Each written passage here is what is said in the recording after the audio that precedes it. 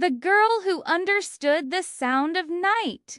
No one knew why the little girl sat by her window every night whispering to the sky. The neighbor said her mother died in an accident years ago, but the girl just smiled and said, "She talks to me from the sky. Her voice sounds like the night." One evening it rained. There were no stars, just clouds and thunder. But the girl still whispered, "Mom's crying tonight. She misses me." After that night, no one laughed at her again.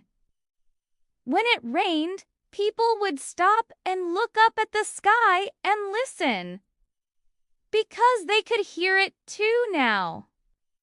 The sound of the night.